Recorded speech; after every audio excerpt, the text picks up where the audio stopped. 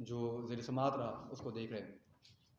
تو A1 T V جو گزشتہ 3 سال سے وہ صحافی جو ہمیں جانتے ہیں، بہت سارے دوست ہیں جو ہمارے ساتھ کام بھی کرتے ہیں اور کرتے رہتے ہیں، کچھ نئے دوستوں کے لیے بھی، اور یہ یقینی طور پر اس وقت میں مینیجنگ ڈائریکٹر محمد علی عامر جو یوٹیلیٹی اسٹور کارپوریشن کے موجودہ MD ہیں، ان کو مخاطب کر کے بھی کہہ رہا ہوں کہ کیونکہ A1 ٹی وی جو ہے گزشتہ 3 سال سے اپنی ذمہ داریوں کو بڑی ذمہ داری کے ساتھ سر انجام دے رہا ہے، اور کسی بھی جگہ ہم نے کوئی ایسا غلط کام نہیں کیا کہ جس سے ہمیں کوئی پریشانی لاحق ہو یا ہم کسی خوف میں مبتلا ہوں۔ A1 ٹی وی جس نے اپنے سفر کا آغاز 3 سال قبل کیا، اور رواں سال نومبر میں بھی ہم نے اپنی 3 سال مکمل ہونے پر بہت زبردست ایک ایونٹ اپنے نئے آفس ایویکیوٹرس میں منعقد کیا، جہاں بہت سارے صحافی دوست بھی آئے، جہاں وزراء بھی آئے، اور کافی دوست آتے رہتے ہیں۔ لیکن شاید یہ خوشی تھوڑی سی کچھ اداروں میں موجود لوگوں کو ناگوار گزری، اور آج اس پر ہمیں روشنی ڈالنی ہے۔ بطور A1 ٹی وی کا پارٹ میں ثاقب سلیم قریشی پچھلے 3 سال سے A1 ٹی وی کے ساتھ منسلک ہوں، اور میری ذمہ داریاں وہاں پہ ہیڈ آف انویسٹیگیشن اور پروگرام سچ بولو کو as a senior anchor person میں لیڈ کرتا ہوں۔ میں پچھلے کافی ٹائم سے جو پاکستان میں ادارے ہیں، کیونکہ میرا کام ہے ان اداروں کی بدعنوانیاں، کرپشن، اس کو بے نقاب کرنا، جو صحافی کی ذمہ داری ہوتی ہے، ہم نے وہ کام کیا اور ہم کرتے جا رہے ہیں۔ یہ تمام تر پیپرز میرے پاس ہیں، وہ آپ سے شیئر کروں گا۔ اسی طرح یوٹیلیٹی اسٹور کارپوریشن جو کہ پاکستان کا ایک ادارہ ہے جس کا کام ہے سبسڈائز ریٹ کے اوپر عوام کو سستی چیزیں، اشیاء دینا، فراہم کرنا، جو کہ وزیر اعظم کا بنیادی حق ہے۔ اب اس پر بہت سے MDs آئے ہیں، کسی کو ذاتیات پر میں جانا نہیں چاہتا، لیکن کچھ آپ کیونکہ صحافی ہیں سارے دوست، اور آپ کو بتانا بھی ضروری ہے کہ عمران خان کے دور حکومت میں بھی ایک چیئرمین آئے تھے جن کا نام تھا ذوالقرنین، ان کے خلاف بھی کچھ کیسز بنے تھے، اور میں نے ہی ان پروگرامز کو ہائی لائٹ کیا تھا، اسٹوری کو ہائی لائٹ کیا تھا۔ وہ تمام چیزیں آج بھی ریکارڈ کا حصہ ہیں۔ خبریں چلی، خبریں بات ہوئی، موقف لیا دیا جاتا ہے، جو صحافی کا بنیادی اصول ہے اور حق ہے اس کا کہ آپ یک طرفہ اسٹوری نہ کریں۔ ہم نے بھی یہی کیا، اور ہم نے اس وقت ذوالقرنین صاحب سے بھی موقف دیا بھی گیا، اور وہ بات پھر پرائم منسٹر ہاؤس تک بھی گئی، عمران خان صاحب کے پاس، اور پھر انہیں برطرف کرنا پڑا اور وہ واپس سعودی عرب چلے گئے۔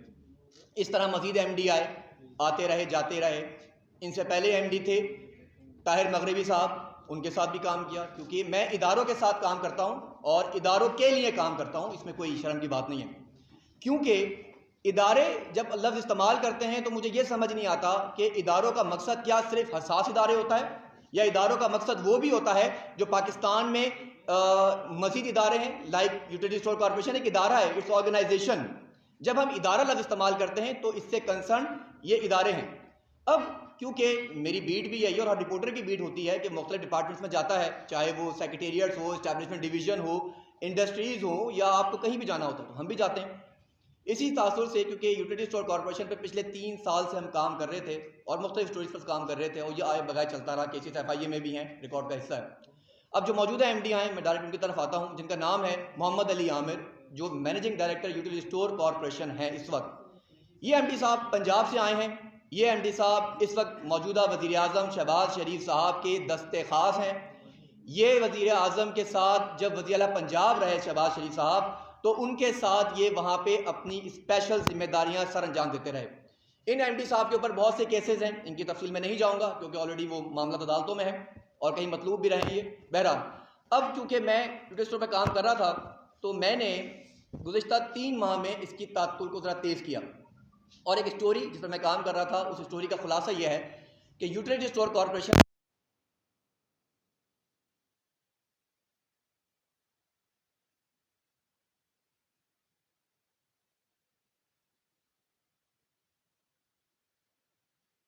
بنا کر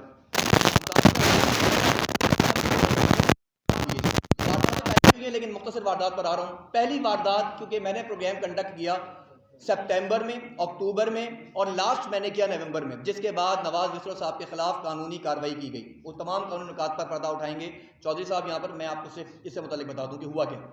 اب اکتوبر میں نے پہلا پروگرام کیا جو آج بھی YouTube پر موجود ہے اور ریکارڈ کا حصہ ہے، آپ لوگ سرچ کر سکتے ہیں، دیکھ سکتے ہیں کہ 5 اکتوبر کو میرا پروگرام 5 اکتوبر 2022 کو میں نے یوٹیلیٹی اسٹور کارپوریشن کے خلاف کیا، جس میں پاکستان تحریک انصاف کے سینئر رہنما انجینئر افتخار چودھری صاحب بھی موجود تھے، پاکستان مسلم لیگ نون کے بھی میں نے رہنماؤں سے بات کی، اور ایم ڈی صاحب سے بھی رابطہ کیا آئیں پروگرام میں اپنا جواب دیں۔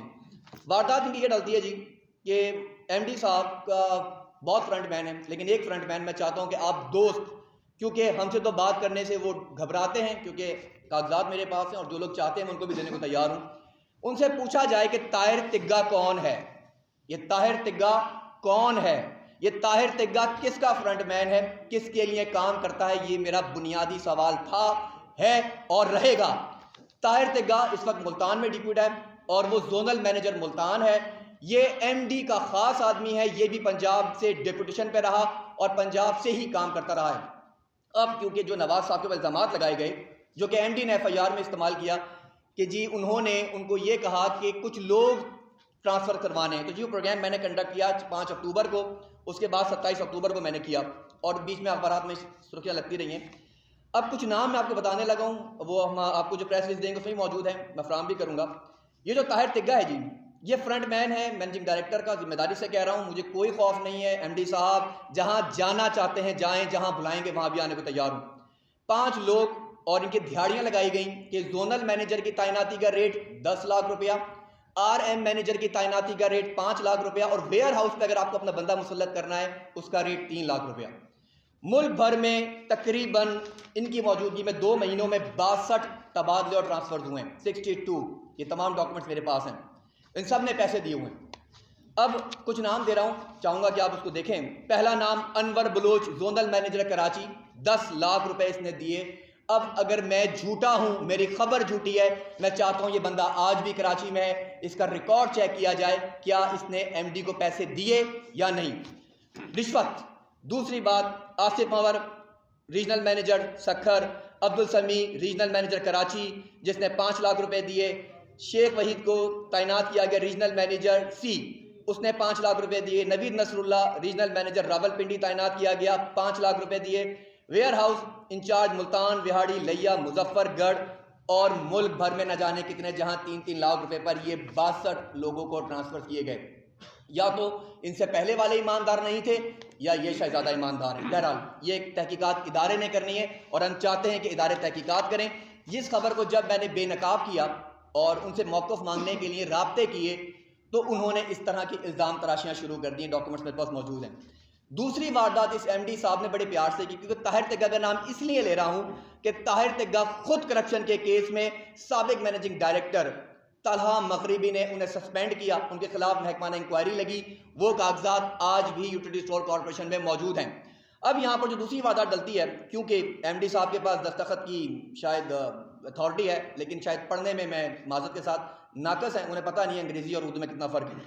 یہاں پہ ان کی دوسری واردات ڈالی گئی ہے جی، ملتان زون کو کہا گیا کہ 1,40,000 بیگ راشن بیگ جو سیلاب زدگان کے جو علاقات ہیں، جو علاقہ جات ہیں، ان میں آپ کو تقسیم کرنے ہیں، اور اس کے ساتھ ڈیرہ غازی خان ہے، مظفر گڑھ ہے، یہاں آپ نے سامان سارا پرووائڈ کرنا ہے۔ اب واردات کا طریقہ دیکھیں، واردات جو میں نے بے نقاب کی، کہا جاتا ہے کہ جی ملتان سے آپ نے تقریباً لگ بھگ 1,40,000 راشن بیگ تیار کرنے ہیں اور تیار کر کے یہ آپ نے پرووائڈ کرنے ہیں، ٹھیک ہے، ایگری گاٹ اٹ۔ اب اس کے لیے ٹرانسپورٹ، اگر میں آپ سے یہ کہتا ہوں کہ سامان آپ نے نیشنل پریس کلب میں تیار کرنا ہے تو ٹرانسپورٹ آپ نے منگوانی ہے جی لاہور سے، یہ کہاں کا انصاف ہے؟ یہ پیسہ کسی کی جیب سے آ رہا ہے، کسی کے گھر سے آ رہا ہے، سرکار کا پیسہ ہے۔ جب یہ سوال ہم نے اٹھایا کہ ملتان سے جی آپ ڈیرہ غازی خان سے کرایہ جو ہے 15,000 روپے ہے، آپ گاڑیاں باہر سے منگوا رہے ہیں، کاغذات موجود ہیں، یہ اپروولس کون آپ کو دے رہا ہے؟ ایک گاڑی کا کرایہ 60,000 روپے لیا گیا، کہاں 15,000 اور کہاں 60,000، اس طرح ایک گاڑی کے اندر 300 بیگ بھرے گئے اور اس کام کے لیے 466 گاڑیاں منگوائی گئیں۔ تو یہ چھوٹی سی واردات اس لیے بتا رہا ہوں کہ وارداتیں بڑی ہیں۔ ان 140 بیگوں کو جب آپ 300 سے ڈیوائڈ کرتے ہیں تو 466 گاڑیاں بن جاتی ہیں، 466 کا کرایہ 60,000 کے ساتھ ملٹیپلائی کریں تو 2,80,00,000 روپیہ یہ کرایہ بنتا ہے۔ کتنا سر؟ 2,80,000۔ میں نہیں کہہ رہا، یوٹیلیٹی اسٹور کارپوریشنز کی یہ انوائسز کہہ رہی ہیں چیخ چیخ کے۔ اب یہ پیسہ 57 ارب روپیہ جو وزیر اعظم نے دیا، جو کہ غریبوں کے لیے تھا، ان سے ان کے محلات میں پیسہ جا رہا تھا، جو ہم نے سوال کیا، اور یہ میرا بنیادی رائٹ ہے کہ آئی ول آسک دا کویشچن، مجھے بتایا جائے میرے قوم کا پیسہ کس کے گھر پہ جا رہا ہے۔ اب یہ جو انہوں نے 2,80,00,000 کی واردات ڈالی، جبکہ ایکچوئل پرائس اگر ہم اس کو 60,000 سے یا 15,000 سے ملٹیپلائی کریں تو وہ بنتا ہے 69 لاکھ روپیہ۔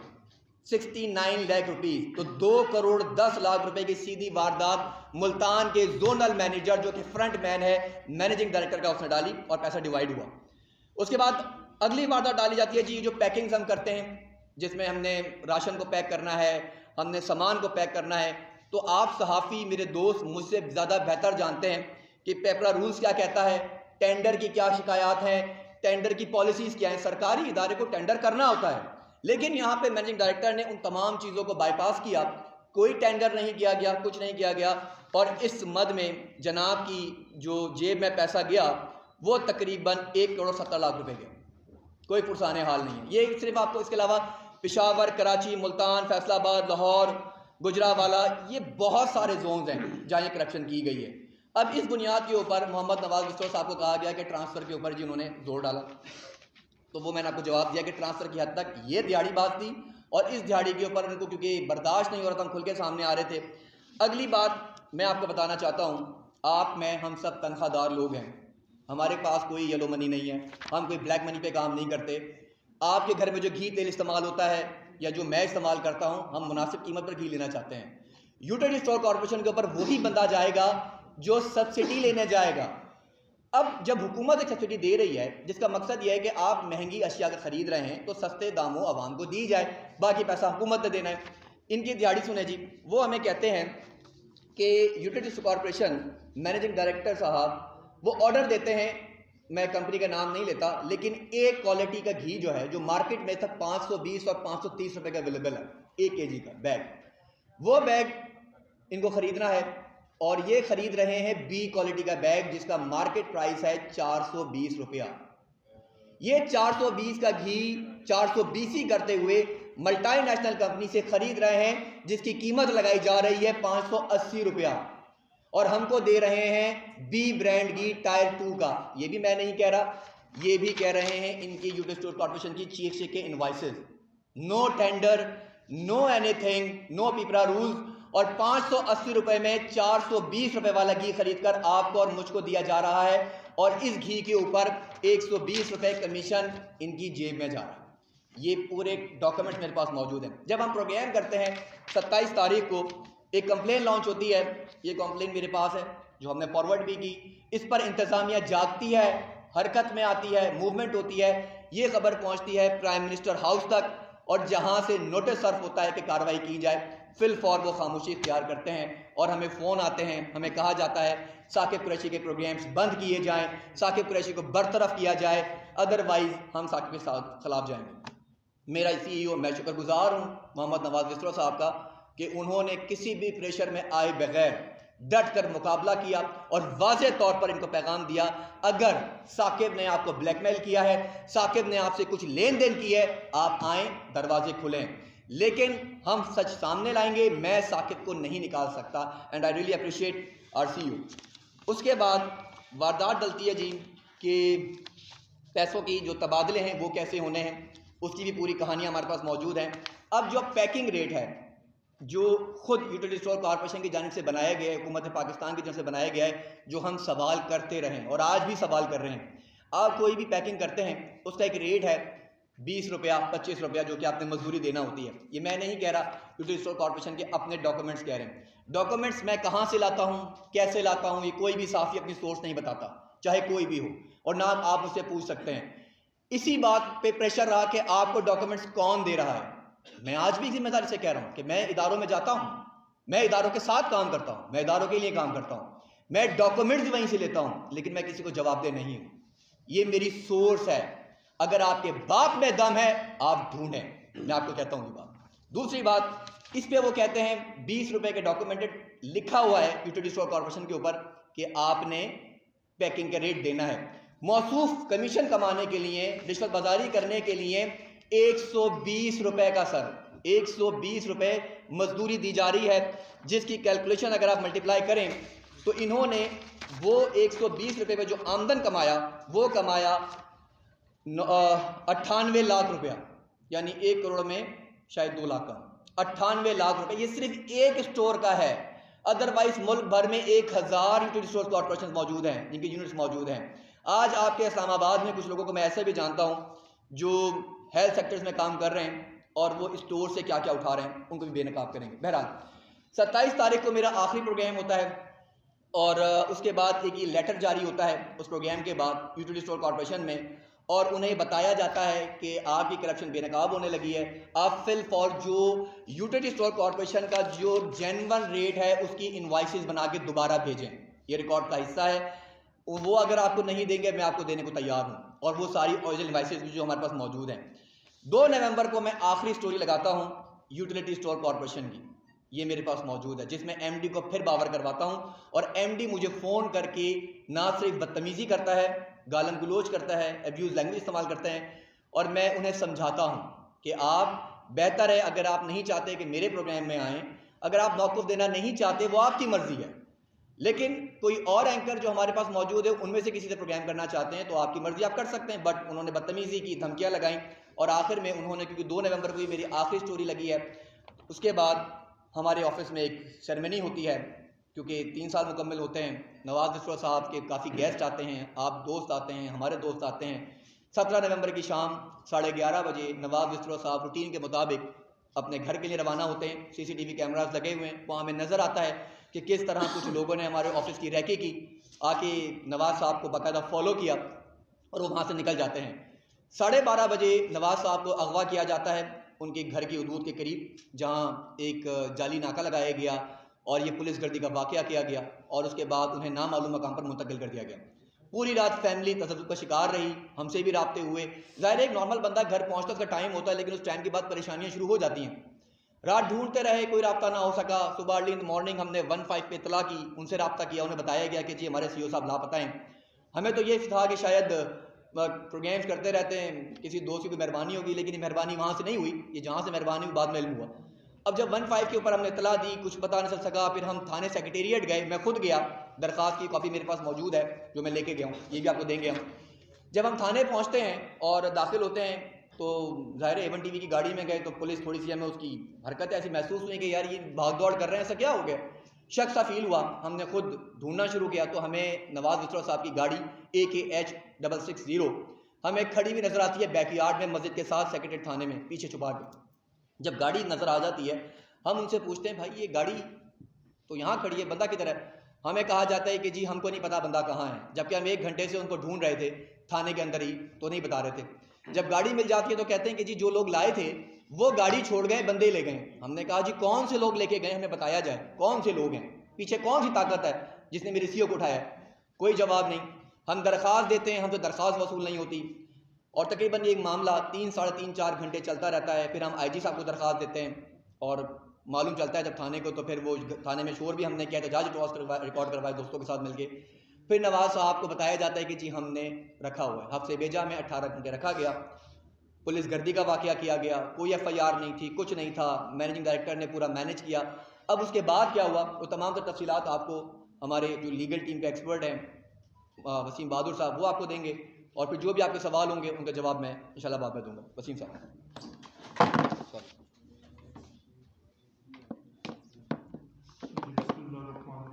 تمام دوستوں کا شکریہ کہ آپ لوگ یہاں پہ تشریف لائے اور ہمیں یہاں پہ موقع دیا.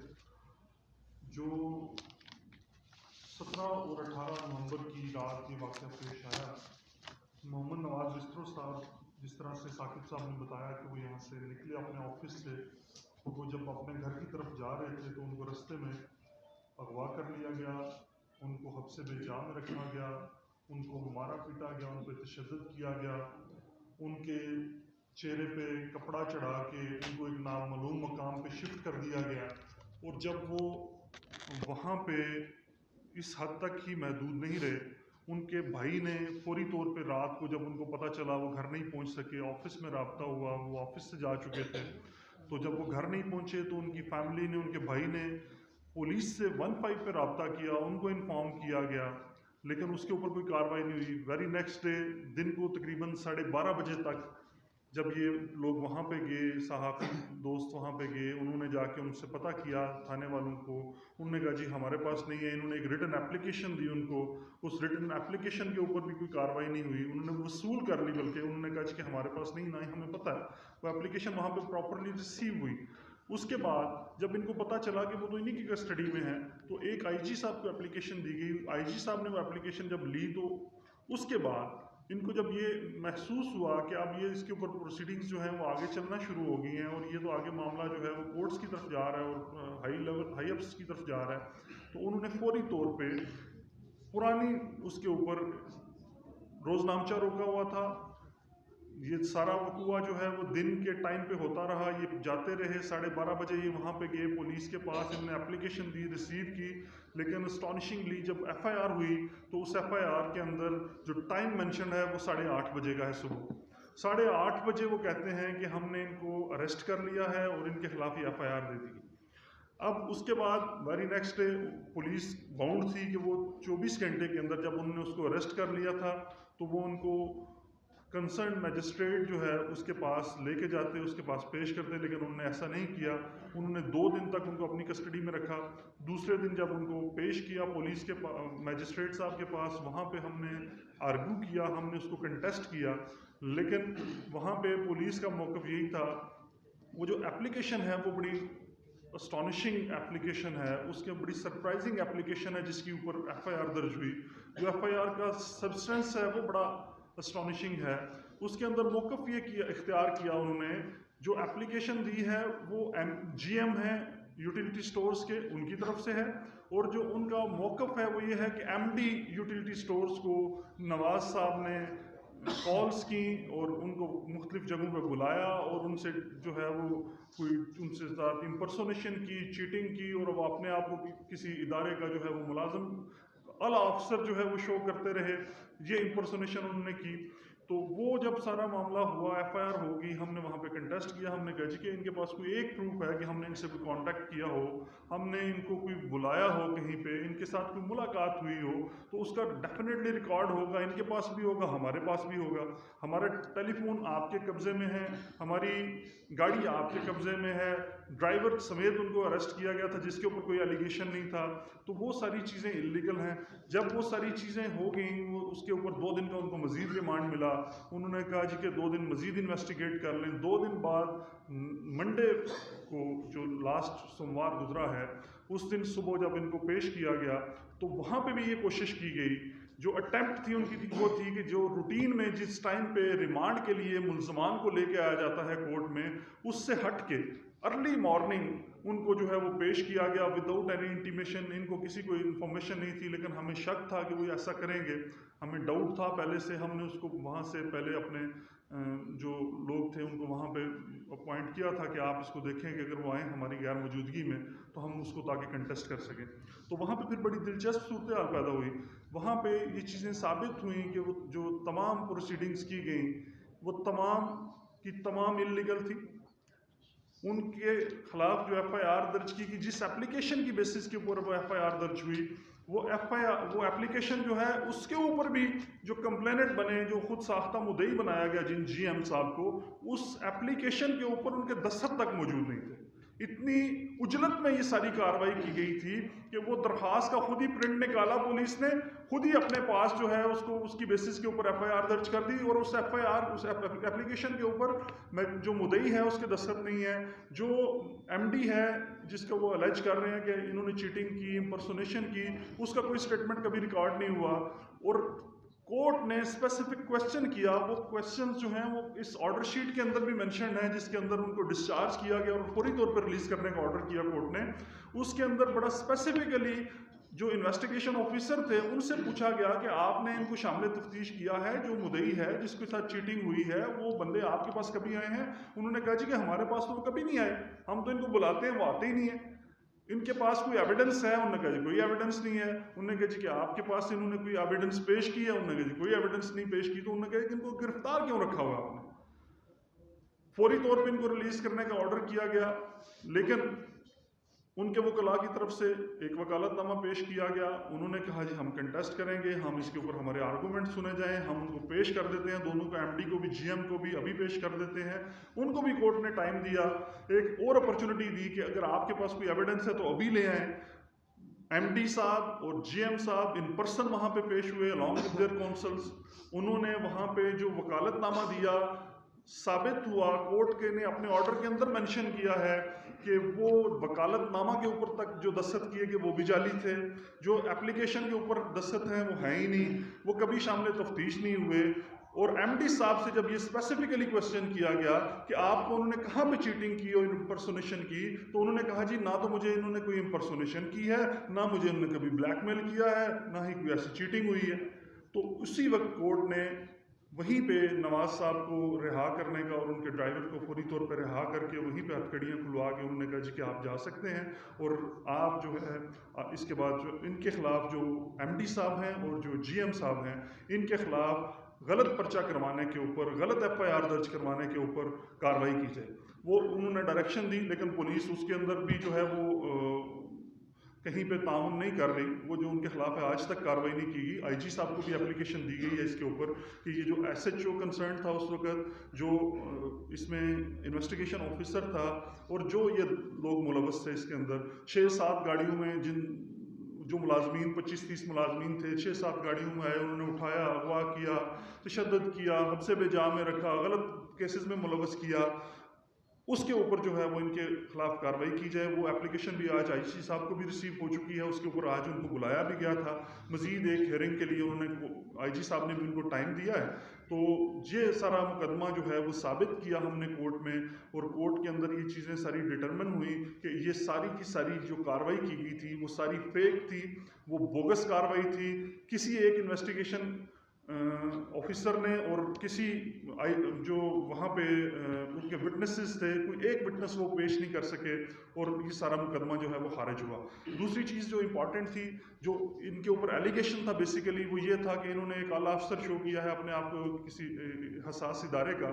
उसके ऊपर भी जो क्वेश्चन कोर्ट ने किया उसको मेंशन भी किया उन्होंने अपने ऑर्डर के अंदर कि जब आप ग्रेड 20 के ऑफिसर हैं, आप एक इदारे के सरबराह हैं, आपने उस इदारे को क्यों इन्फॉर्म नहीं किया? आपको सारा प्रोसेस पता है कि जब कोई किसी को इम्पर्सोनेट कर रहा है तो भाई ये हम इदारा आपके ऑफिसर को हमें शो कर रहा है कि मैं वो बंदा नहीं हूँ जो कि किसी को अपना ऑफिसर तारुफ करवा रहा है, जबकि वो खुद वहाँ पे नहीं है, वो गलत तौर पे तारुफ करवा रहा है। तो आपने उस इदारे को कहा, उससे वेरीफाई किया है, उनसे इन्फॉर्मेशन ली है, आपने उनको बताया है कि ये आपने कार्रवाई की।